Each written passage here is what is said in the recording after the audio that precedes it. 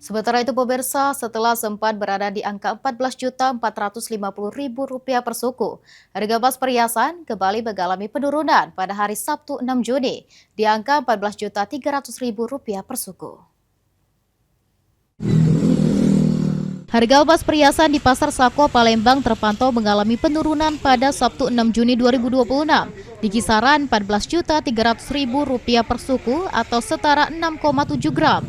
Mengatakan fluktuasi harga emas masih dipengaruhi pergerakan harga emas dunia dan kondisi pasar dan investasi aman di tengah dolarnya menguat. Itu emas kita di angka 14.300 per suku, agak terkoreksi lah, turun. Naik sebelumnya, hari kemarin kan mungkin di angka 14,5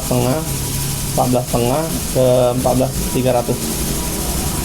Salah satu konsumen mengaku sering membeli emas untuk investasi saat ada perlu mudah untuk dijual dan lebih untung saat harga naik. Kita kan nyimpen untuk investasi, nanti kalau emas mahal kita jual lagi. Saya suka sih nyimpen emas kalau ada rezeki. Jadi dapat di uang kita nggak ada, tapi banyak gunanya Bu. Banyak guna, kalau emas kan melonjak naiknya emas harga sekarang ya.